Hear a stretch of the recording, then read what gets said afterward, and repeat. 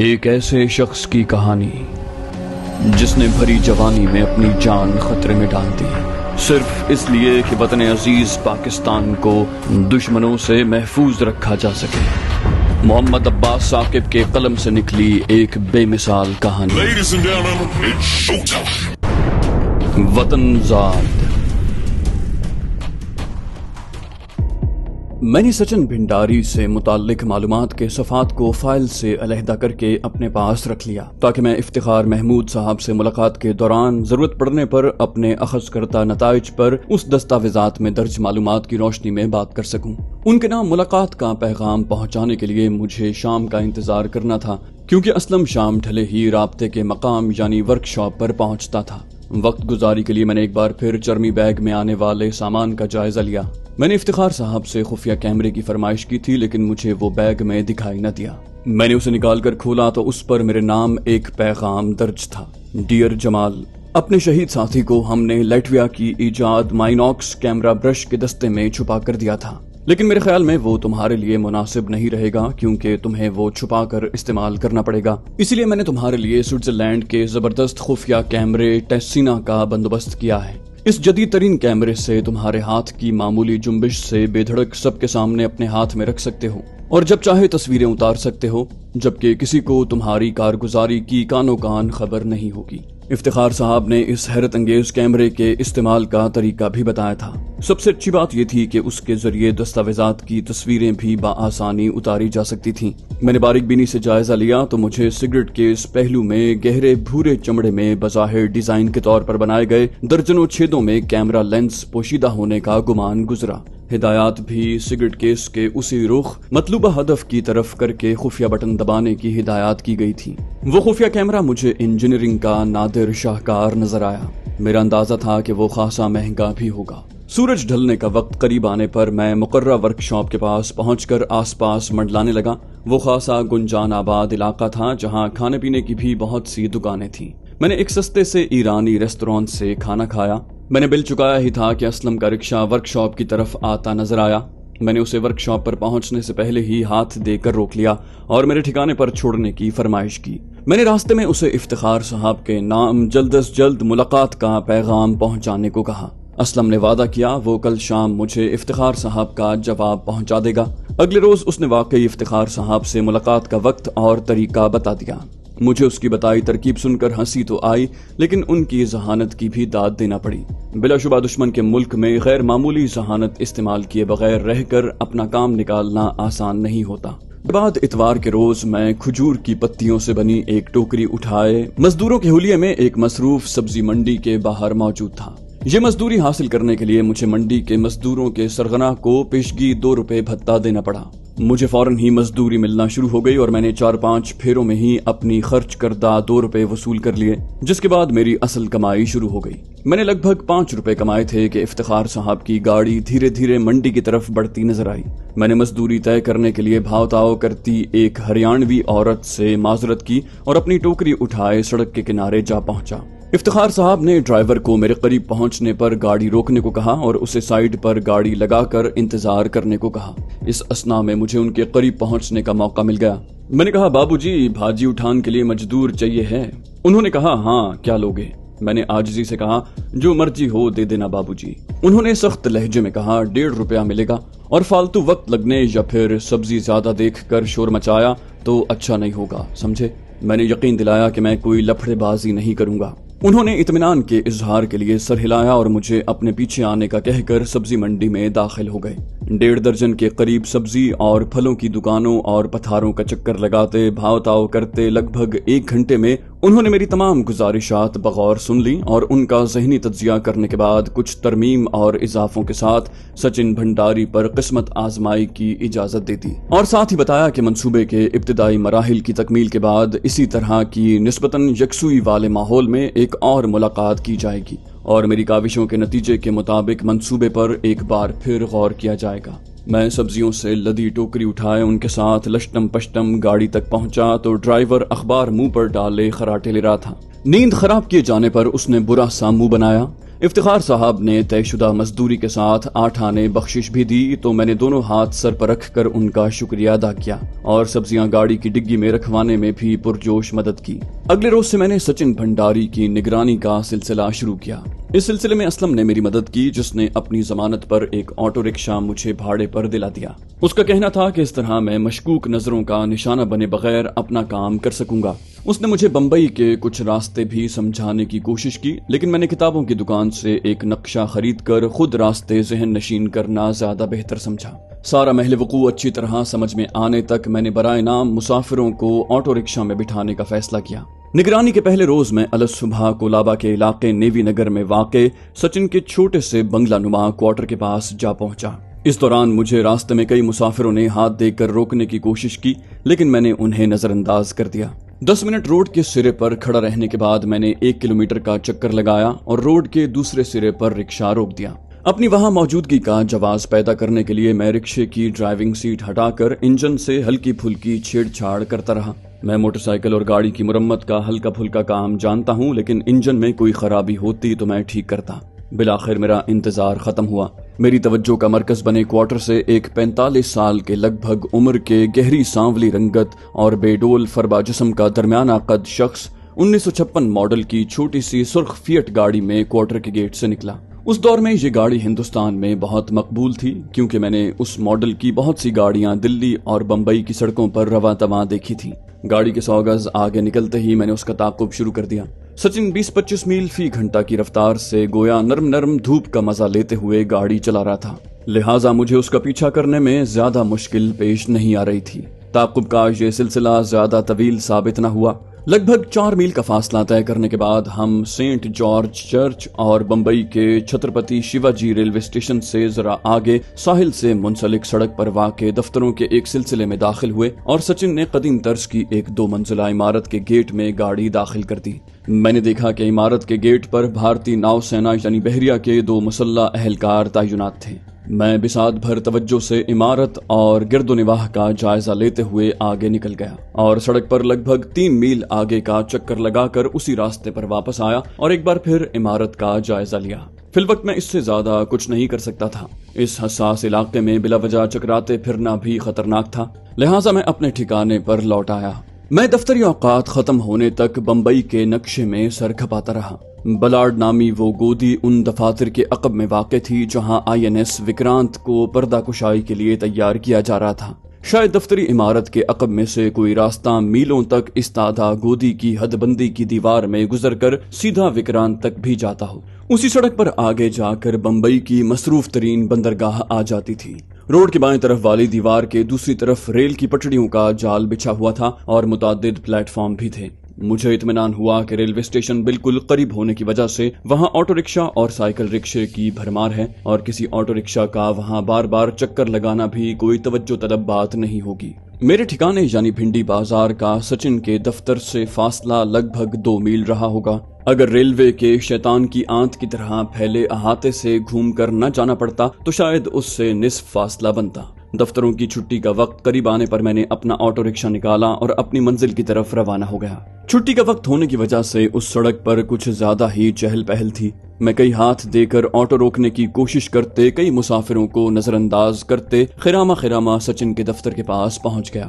وہاں مجھے کئی آٹو قطار میں شاید اپنے بندھی کے مسافروں کا انتظار کرتے نظر آئے۔ میں نے ان سے ذرا ہٹ کر اپنا رکشہ کھڑا کیا اور ایک بار پھر انجن کا ڈھکن کھول کر پرزوں سے چھیڑ چھاڑ کا ناٹک کرنے لگا۔ سچن نے زیادہ انتظار نہ کروایا۔ چند ہی منٹ میں ہم ایک بار پھر آگے پیچھے رواں دواں تھے، لیکن اس مرتبہ اس کی گاڑی کا رخ گھر کی طرف نہیں تھا۔ وہ راستے میں کولابا مارکیٹ میں رکا اور کچھ پھل اور بیکری کا سامان خریدا۔ اس کے بعد اس نے شراب کی ایک دکان سے ایک بڑی سی بوتل خریدی۔ میں نے دیکھا کہ اس نے کھانے پینے کا سامان تو گاڑی کی عقبی نشست پر رکھا ہے، البتہ شراب کی بوتل ایک بڑے سے رومال میں لپیٹ کر ڈگی میں چھپائی ہے۔ اس کے بعد وہ سیدھا گھر پہنچا۔ میں نے یہ بات خاص طور پر ذہن نشین کی کہ اس نے ہارن بجا کر گیٹ نہیں کھلوایا، بلکہ چھوٹے دروازے سے اندر جا کر خود گیٹ کھولا اور گاڑی اندر لے جانے کے بعد گیٹ خود ہی اندر سے بند کیا۔ اب وہاں مزید ٹھہرنا میرے لیے مناسب نہیں تھا، لہٰذا میں واپس اپنے ٹھکانے پر آ گیا۔ میرا آج کا مشاہدہ شراب کی بوتل کی خریداری اور اسے چھپانے کے سوا لگ بھگ وہی تھا جو میرے پاس موجود دستاویز میں بتایا گیا تھا۔ اب مجھے سوچنا تھا کہ آٹو رکشہ سے ہٹ کر اس کے گھر کی شام کے بعد تفصیلی نگرانی کے لیے کون سا طریقہ کار اختیار کروں۔ کافی سوچ بچار کے بعد مجھے جو ترکیب سمجھ میں آئی میں نے اسے آزمانے کا فیصلہ کیا۔ اگلے روز صبح سویرے سچن کو اس کے دفتر چھوڑنے کے بعد میں نے اپنا آٹو رکشہ چھترپتی شیواجی ریلوے اسٹیشن کے قریب رکشہ سٹینڈ سے ذرا ہٹ کر کھڑا کیا اور فٹ پاتھ پر مٹر گشت کے لیے نکل گیا۔ خاصی تگ و دو کے بعد میں چنا چور گرم فروخت کرنے والے ایک ہاکر کو اس کی منہ مانگی رقم ادا کر کے اس کا پورا کاروباری سیٹ اپ خریدنے میں کامیاب ہو گیا۔ اپنا یہ مال و متاع آٹو رکشے میں رکھ کر میں اپنے گھر پہنچا اور شام کا انتظار کرنے لگا۔ اس دوران میں نے اپنے حلیے کو کسی چنا چور گرم فروخت کرنے والے سے مشابہ بنا لیا تھا اور اپنے لیے ایک مخصوص بلند آہنگ اور توجہ کھینچنے والا تجارتی نعرہ بھی گھڑ لیا تھا۔ میری خواہش تھی کہ اپنے مسکن سے نیوی نگر تک چنا چور گرم بیچتے ہوئے پہنچوں، لیکن پھر ادراک ہوا کہ کم از کم 3 میل کا وہ فاصلہ طے کرنے میں مجھے بہت وقت لگ جائے گا۔ چنانچہ مجھے ایک بار پھر اپنے آٹو رکشے کا سہارا لینا پڑا۔ البتہ اپنی سواری میں نے سچن کے گھر سے لگ بھگ 2 فرلانگ پہلے ایک ورک شاپ والے کے پاس سروس کے لیے چھوڑ دی۔ اس پرسکون علاقے کے گلی کوچوں میں چنا چور گرم مزیدار چٹخارے دار دل بہار کے نعرے لگانے میں ابتدا میں مجھے خاصی جھجک محسوس ہوئی۔ چنا چور والی جست کی چپٹی پتیلی کو مسلسل اٹھائے رکھنا اور اس کے نیچے منسلک چھوٹی سی انگیٹھی کے کوئلوں کو لگاتار دہکتے رکھنا بھی ایک درد سر تھا، لیکن جب چنا چور گرم کی خاصی تیزی سے فروخت شروع ہوئی تو میرے اعتماد میں اضافہ ہوا اور میری پکار میں بھی چنا چور جیسا کرارا پن آ گیا۔ علاقے کے سبھی گلی کوچوں کا گشت لگانے کے بعد میں نے اپنی کمر پر لدھے چھوٹے سے لمبوترے مونڈھے کو سچن کے گھر سے لگ بھگ 40 گز کے فاصلے پر ایک مناسب جگہ رکھا اور اپنا چنا چور گرم کا پتھارا قائم کر کے بیٹھ گیا۔ رفتہ رفتہ میرا یہ خدشہ دور ہو گیا کہ مجھے وہاں سے بھگا دیا جائے گا، بلکہ وقفے سے محلے کے بچے اور بڑے بھی مجھ سے چنا چور خرید کر لے جاتے رہے۔ اس دوران میں وقفے سے چنا چور گرم کی آوازیں لگا رہا تھا جو میرے اندازے کے مطابق سچن کے گھر کے اندر بھی بخوبی سنائی دے رہی ہوگی، لیکن وہاں سے کسی نے میرے سودے میں دلچسپی کا مظاہرہ نہ کیا۔ رات کا پہلا پہر شروع ہوتے ہی ٹھنڈ بڑھنے لگی اور گلیوں میں لوگوں کی آمد و رفت بھی ماند پڑنے لگی۔ مجھے لگا کہ کچھ ہی دیر میں میری وہاں موجودگی بے ڈھنگی لگنے لگے گی، چنانچہ میں نے اپنی اس روز کی مصروفیت کا خاتمہ کیا اور وہاں سے چل پڑا۔ کچھ ہی فاصلے پر مجھے ایک آٹو رکشہ مل گیا جس نے مجھے گھر پہنچا دیا۔ میرا اپنا آٹو رکشہ جس ورک شاپ پر منتظر تھا وہ تو جانے کب کی بند ہو چکی ہوگی۔ اگلے روز گلی کوچوں کا چکر لگانے کی بجائے میں اپنا آٹو رکشہ لے کر سیدھا اپنے چنا چور گرم کے عارضی اڈے پر پہنچا۔ رکشے کو ایک الگ تھلگ گوشے میں کھڑا کر کے میں نے گلی کے کونے پر دکان جما لی۔ وہ ہفتہ وار تعطیل سے پہلے والی رات یعنی ویکنڈ تھا، چنانچہ مجھے سچن کے حوالے سے کسی پیش رفت کی کافی امید تھی۔ شراب کی بوتل والے مشاہدے نے اس کے حوالے سے ان معلومات کی خاصی حد تک تصدیق کر دی تھی جو اس سے متعلق دستاویز میں درج تھیں۔ اگر باقی معلومات بھی مستند تھیں تو آج کی رات سچن گھر سے باہر گزارنے والا تھا۔ رات کا پہلا پہر شروع ہوا ہی تھا کہ اچانک سچن کے کوارٹر کا مین گیٹ کھلتا دکھائی دیا۔ وہ خود سچن ہی تھا۔ گیٹ کھولنے کے بعد وہ اندر گیا اور اپنی گاڑی میں باہر نکلا۔ گاڑی باہر کھڑی کر کے اس بار اس نے گیٹ کو باہر سے تالا لگایا اور درمیانی رفتار سے ایک طرف روانہ ہو گیا۔ اس دوران میں مجھے اپنی دکان سمیٹ کر رکشے میں رکھنے کا موقع مل گیا تھا اور مجھے فاصلہ رکھ کر اس کا تعاقب کرنے میں کوئی مشکل پیش نہ آئی۔ ابتدا میں خاصے فاصلے تک اس کے راستے سے یوں لگ رہا تھا کہ وہ سیدھا اپنے دفتر کی طرف جا رہا ہے، لیکن پھر چھترپتی شیواجی ریلوے اسٹیشن کی چورنگی سے اس نے روٹ قدرے بدل لیا۔ اس کی ڈرائیونگ سے کوئی جلد بازی ہویدہ نہیں تھی۔ بلاخر اس نے ایک قدیم طرز کے ایک 2 منزلہ رہائشی ہوٹل کے سامنے گاڑی روک دی۔ ایلفنسٹن نامی اس ہوٹل کے نیچے کئی طرح کی توام گاہیں تھیں، جبکہ رہائشی کمرے اوپری 2 منزلوں پر واقع تھے۔ گاڑی کھڑی کر کے سچن پر اعتماد قدموں سے ہوٹل کے استقبالیہ اور اوپری منزلوں کی طرف جانے والے زینے کی طرف بڑھا۔ اس دوران میں نے بھی اپنا آٹو رکشہ کھڑا کر دیا تھا اور اسے چند ہی قدم پیچھے چل رہا تھا۔ وہ ہوٹل کے زینے والے دروازے کے پاس پہنچا تو وہاں تعینات دربان نے نہایت جوشیلی انداز میں اسے سیلوٹ کیا۔ میں نے سنا وہ کہہ رہا تھا، "کا حال ہیں سچن بابو؟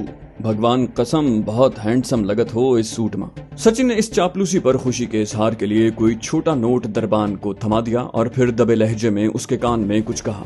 میں اتنا ہی سمجھ پایا کہ اس نے کامنی نام لیا ہے۔ جواب میں دربان نے زور زور سے ہاں میں گردن ہلائی اور کہا، بالکل آئی ہے سرکار۔ गेम वाले कमरे में हैं। सच पूछो तो मेरे ख्याल में सरकार ही के लिए आवत है वो। ये सुनते ही सचिन गोया तरंग में आ गया और पुरजोश अंदाज में दरबान का शाना थपथपाते हुए सीढ़ियों की तरफ बढ़ गया। मेरे लिए उस वक्त इस हुलिये में उसके पीछे जाना मुमकिन नहीं था, लिहाजा मैं आगे बढ़ता चला गया। एक लंबा चक्कर लगाकर मैं वापस आया और अपना ऑटो रिक्शा चलाकर वहां से चल दिया। मेरा जहन तेजी से सोच रहा था कि अब मुझे क्या हिकमत अमली अपनानी चाहिए। बिलाखिर मैं एक नतीजे पर पहुंच गया। लगभग 3 घंटे बाद मैं एक बार फिर एल्फिंस्टन होटल के सामने से गुजरा। सचिन की सुर्ख फिएट गाड़ी बदस्तूर उसी जगह खड़ी थी। उसके साथ कई एक गाड़ियां और भी वहां मौजूद थीं। अलबत्ता इस दौरान में होटल की इमारत के निचले हिस्से में मौजूद तमाम दुकानें और तमाम गाहें बंद हो चुकी थीं और सड़क पर लगभग सन्नाटे का आलम था। हत्ता के होटल का दरबान भी दरवाजे से हटकर कहीं अंदर जा बैठा था। मैंने मौका मुनासिब जानकर अपना ऑटो रिक्शा सचिन की गाड़ी से लगभग जोड़कर खड़ा किया और आसपास का जायजा लेने के बाद तेजी से अपने हाथ में मौजूद सुआ उसके अकबी टायर में पेवस्त कर दिया। तेजी से फूंक निकलने से सांप के फुनकारने की आवाज पैदा हुई और चंद लम्हों में गाड़ी का अकबी टायर बैठ गया। मैंने जल्दी से इधर उधर नजरें दौड़ाईं। मेरी ये कार्रवाई किसी की नजर में नहीं आई थी। अपनी कारकर्दगी से मुतमईन होकर मैंने रिक्शा घुमाया और तकरीबन 100 गज के फासले पर एक दरख्त के साए में रोक दिया। मुझे अंदाजा नहीं था कि सचिन को होटल की मसरूफियात से फारिग होकर नीचे आने में कितनी देर लगेगी, लेकिन इंतजार के अलावा कोई रास्ता नहीं था। तकरीबन आधे घंटे के बाद मैंने उसे होटल के दरवाजे से बाहर आते देखा। उसकी चाल से साफ जाहिर था कि वो सुरूर में है। उसकी इस हालत की वजह से होटल का दरबान उसे बाहर तक छोड़ने आया था, लेकिन सचिन ने कोई नोट थमाकर उसे वापस भेज दिया और कदरे झूमता हुआ अपनी गाड़ी की तरफ बढ़ा। मेरी नजरों के सामने उसने गाड़ी का इंजन स्टार्ट किया। इस दौरान मैं भी अपने रिक्शे का इंजन स्टार्ट कर चुका था। उसने रिवर्स गियर लगाकर गाड़ी पीछे की और पहला गियर लगाकर एक्सेलरेटर दबाया। गाड़ी आगे बढ़ी, लेकिन सचिन इतने होश में जरूर था कि उसे 20-25 गज का फासला तय करते ही अंदाजा हो गया कि गाड़ी के टायर में गड़बड़ है। उसने गाड़ी रोकी और फिर उतरकर पिछले टायर का जायजा लिया।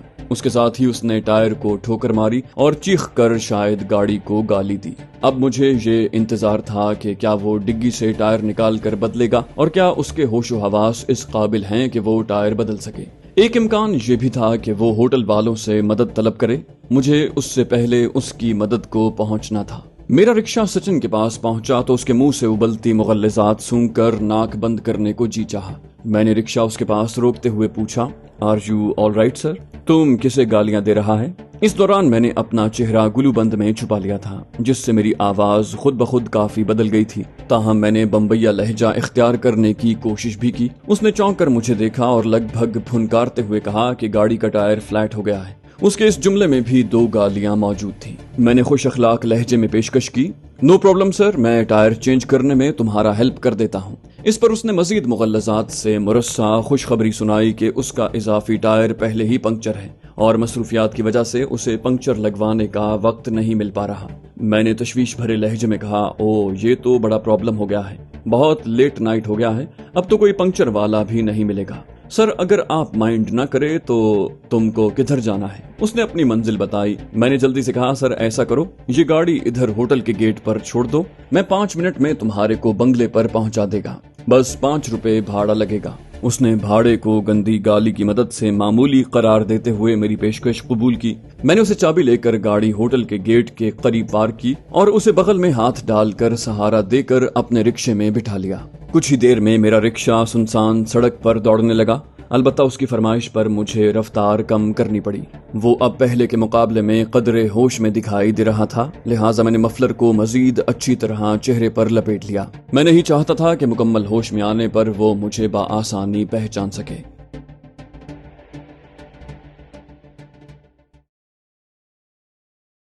तो दोस्तों ये थी हमारी आज की एपिसोड। उम्मीद करते हैं आपको हमारी कहानी पसंद आई होगी। जाने से पहले इस वीडियो को लाइक कीजिए और शेयर करना मत भूलिए। कमेंट करके हमें बताइए कि आपको हमारी वीडियो कैसी लगी, और अगर अभी तक आपने इस चैनल को सब्सक्राइब नहीं किया तो इसे सब्सक्राइब कीजिए और बेल आइकन दबाकर ऑल नोटिफिकेशंस ऑन कर लीजिए।